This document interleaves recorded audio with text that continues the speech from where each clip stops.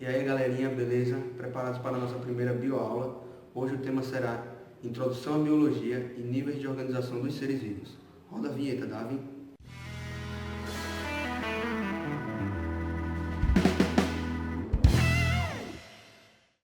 E aí galerinha, vamos lá começar a nossa aula.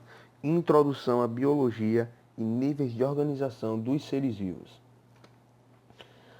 Inicialmente vamos definir o que é biologia. Se a gente for estudar a origem da palavra biologia, a gente consegue entender que bio quer dizer vida e logia quer dizer estudo. Então, a biologia nada mais é do que a ciência que estuda a vida em seus diferentes níveis de organização. Esses níveis de organização a gente ainda vai estudar nesta aula. E a biologia, ela apresenta várias subdivisões, como toda a área do conhecimento. E essas subdivisões, elas servem para auxiliar tanto no ensino como no aprendizado da biologia. Então aqui estão as principais subdivisões da biologia. A gente tem a citologia, que estuda as células e suas características, a histologia, que estuda os tecidos, a embriologia, que está focada no processo de formação dos seres pluricelulares, a taxonomia, que estuda a classificação dos seres vivos, a bioquímica, que vai estudar as moléculas existentes nos organismos, a fisiologia, que estuda a função das diversas estruturas que existem, a genética, que vai estudar os caracteres hereditários e a sua transmissão aos descendentes, a evolução, que busca compreender a possibilidade de modificação e adaptação dos seres vivos ao longo do tempo, e por fim a ecologia, que estuda as relações dos seres vivos com o meio ambiente em que eles vivem. E agora vamos estudar os níveis de organização que eu mencionei anteriormente. Por que é importante a gente estudar isso? Porque é através desse conhecimento que a gente pode compreender como a biologia ela está estruturada em diversos níveis hierárquicos. Então a gente pode começar no átomo, que é objeto de estudo mais da química. Mas o conjunto de átomos vai formar o quê? A molécula. Então a gente tem, por exemplo, a molécula de glicose, que é o famoso C6H12O6. Ela é composta por um conjunto de átomos de carbono, oxigênio e hidrogênio.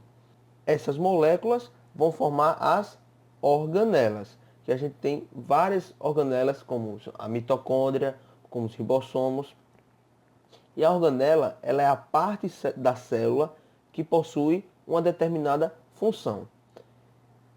Então, o conjunto de organelas vai formar a célula. A célula é considerada a unidade morfológica e funcional dos organismos.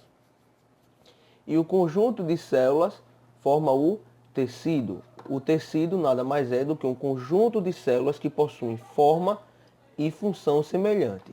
O conjunto de tecidos formará o órgão. E o conjunto de órgãos forma os sistemas. Nós temos aqui ilustrado o sistema digestório. E o conjunto de sistemas, seja o sistema digestório, respiratório, sistema nervoso, vai formar o organismo. O conjunto de organismos vai formar uma população. Então, o que é a população? É o conjunto de organismos da mesma espécie. Já o conjunto de população recebe o nome de comunidade. Então a gente pode visualizar aqui uma população de macacos, de borboletas, de pássaros, de árvores. É isso que recebe o nome de comunidade. E o ecossistema é a junção dos fatores bióticos e os fatores abióticos. Os fatores bióticos são os fatores que possuem vida. Então, a comunidade. E os fatores abióticos são os fatores que não possuem vida, como a água, os sais, aqui ilustrado, a radiação, o ar. E o conjunto de todos os ecossistemas da Terra forma a biosfera. Agora que a gente já entendeu como os seres vivos eles estão organizados, a gente também precisa entender o que é um ser vivo, o que é que diferencia o ser vivo da matéria bruta. O primeiro ponto importante que a gente precisa compreender é a composição química de cada um. Nos seres não vivos, a gente tem a predominância dos elementos oxigênio, silício e alumínio. Enquanto que nos seres vivos, a gente tem a predominância do hidrogênio, do oxigênio, do carbono e do nitrogênio. Então, a composição química dos seres vivos e dos seres não vivos são diferentes. Outra característica dos seres vivos é a composição contendo compostos orgânicos. E o que são compostos orgânicos? Ou seja, o que são compostos orgânicos? Compostos orgânicos são moléculas, vocês já sabem o que é uma molécula, são moléculas complexas que possuem como elemento central o carbono, que é o elemento que a gente acabou de mencionar, que ele faz parte da composição química dos seres vivos. E quais são esses compostos orgânicos que estão presentes nos seres vivos? As proteínas, os carboidratos, os lipídios, os ácidos nucleicos e as vitaminas. E a gente vai estudar cada um deles nas próximas aulas. Outra característica muito importante dos seres vivos é que todo ser vivo possui célula. Essa característica possibilitou que Schwann elaborasse a teoria celular. E o que é que diz essa teoria celular? Que todo ser vivo é constituído por célula. E toda célula vem de outra célula. Aqui ao lado está ilustrado essa teoria celular. Então todos os seres vivos são constituídos por células. E quanto ao número de células, esses seres vivos eles podem ser classificados como pluricelulares ou multicelulares, ou seja, os seres vivos que possuem várias células, e também tem os seres unicelulares, que são os seres que possuem apenas uma célula, como por exemplo a gente tem as bactérias. Outra característica é que os seres vivos eles estão em constante atividade. Isso obriga ao consumo permanente de energia. E de onde vem essa energia? Da nossa nutrição. Então, quanto à nutrição, os seres vivos eles podem ser classificados como autótrofos, que são os seres que produzem o seu próprio alimento, e os seres heterótrofos, que são os seres que não possuem o seu próprio alimento. Outra característica muito importante é que todo ser vivo ele apresenta material genético. Na maioria deles é o DNA. Então, todo ser vivo ele tem metabolismo. E o que é o metabolismo? O metabolismo ele é o conjunto de reações químicas que ocorre no interior dos seres vivos e que ele é responsável pela transformação e utilização da matéria e da energia. Então, o metabolismo ele pode ser dividido em anabolismo e catabolismo. No anabolismo, a gente tem um conjunto de reações de síntese de substâncias utilizadas para o nosso crescimento. Então, no anabolismo, a gente tem a síntese de substâncias. Já no catabolismo, é o quê? É o conjunto de reações de degradação de substâncias com liberação de energia. Então, substâncias vão ser degradadas, liberando energia. Para garantir a manutenção dos seres vivos, é necessário que eles se reproduzam. Então, a gente tem dois tipos de reprodução. A reprodução sexuada e a reprodução assexuada. Na reprodução sexuada, há a mistura do material genético. Enquanto que na reprodução assexuada, não existe essa mistura. Outra característica essencial para a sobrevivência do ser vivo é a evolução.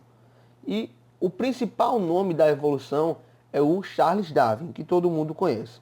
Ao longo do tempo, os seres vivos eles apresentaram diversas modificações. Essa evolução ela só existe graças à presença do material genético.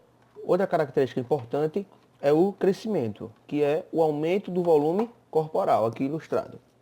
Então, esse crescimento ele é decorrente de dois fatores, tanto da incorporação quanto da transformação de nutrientes, que são provenientes da nutrição e do metabolismo. Reação ou excitabilidade é a capacidade que o ser vivo tem de reagir a estímulos do meio ambiente, a estímulos externos. Por exemplo, eu coloquei aqui a pupila, essa região escura do nosso olho.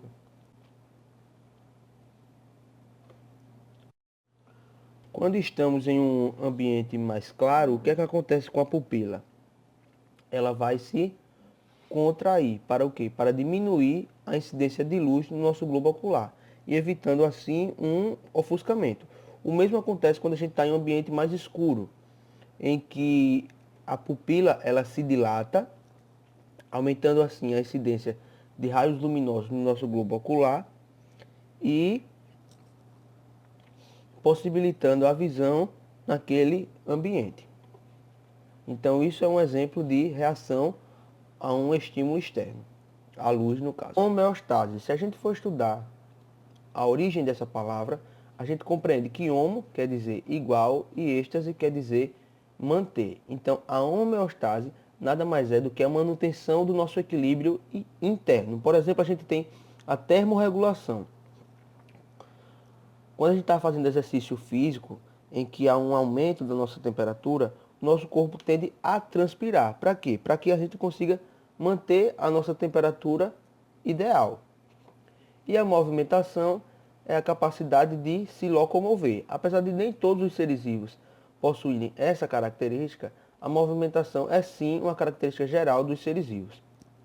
No entanto, nem tudo que se move é considerado um ser vivo. Existe um dilema muito grande na biologia com relação aos vírus, se eles são ou não considerados seres vivos. No entanto, esse tipo de questionamento ele não é cobrado em questões vestibulares. O que pode ser cobrado é quais são os motivos que fazem com que os vírus possam ser considerados seres vivos e quais são os motivos que fazem com que eles não sejam considerados seres vivos. E é isso que a gente vai estudar agora. Então, quais são os motivos que fazem com que os vírus sejam considerados seres vivos? É a sua capacidade de reprodução e também o fato do vírus possuir material genético. Então, esses dois fatores fazem com que alguns pesquisadores considerem os vírus como formas particulares de vida, enquanto outros pesquisadores consideram os vírus partículas infecciosas especiais. Por quê? Porque eles não possuem células. E o fato deles não possuírem células fazem com que eles sejam parasitas intracelulares obrigatórios. E também pelo fato deles não possuírem células, eles não possuem atividade metabólica fora da célula do seu hospedeiro. Então, esses são os motivos que fazem com que o vírus não seja um ser vivo. Então vamos fazer alguns exercícios. Questão 1. Observe a seguir os níveis de organização de um ser vivo e marque a alternativa que contém os termos que substituem adequadamente os números 1, 2 e 3. Então dê um pause aí no vídeo e tente resolver. Então vamos lá. Célula. O conjunto de células forma o tecido. O conjunto de tecido forma o órgão. O conjunto de órgãos forma o sistema. E o conjunto de sistema forma o organismo. Então, 1, tecido. 2, órgão. 3, organismo. Gabarito, letra C. Questão 2. Considere as seguintes definições. Então, dê um pause aí e tente adivinhar de quem cada alternativa está falando.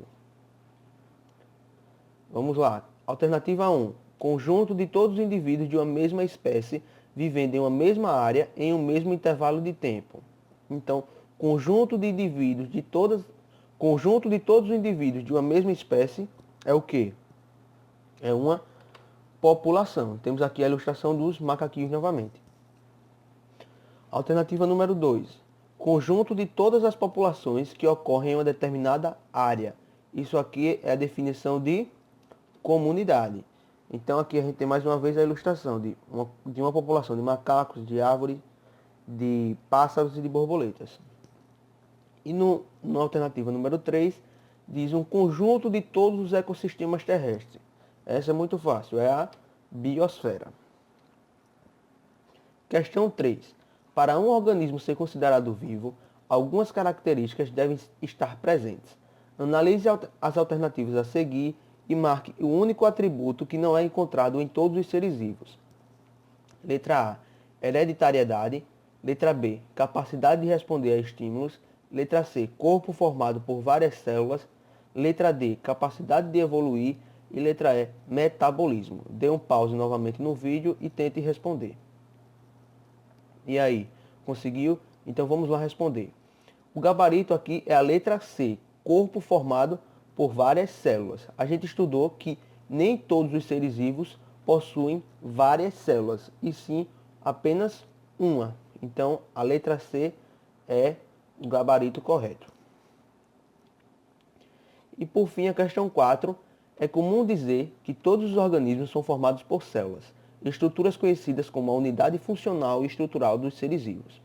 Alguns organismos, no entanto, são acelulares e, por isso, alguns autores não os consideram vivos. Entre os seres listados abaixo, qual é o único que não possui células em sua constituição? Letra A, bactérias. Letra B, fungos. Letra C, protozoários. Letra D, vírus. E letra E, animais. Então, dê um pause e tente resolver mais uma vez. Bom, o gabarito dessa questão 4 é a letra D, vírus. A gente também estudou nessa aula que os vírus são acelulares. Para terminar, mensagem para vocês, uma frase de Bill Gates que diz o seguinte: tente uma, duas, 3 vezes e, se possível, tente a quarta, a quinta e quantas vezes for necessário. Só não desista nas primeiras tentativas. A persistência é amiga da conquista. Se você quer chegar aonde a maioria não chega, faça o que a maioria não faz. Obrigado por assistir mais uma bioaula. E aí, gostou do vídeo? Deixa o like. Não esquece de se inscrever aqui embaixo e também comenta aí e compartilha com os amigos. Segue também a gente no Facebook e no Instagram.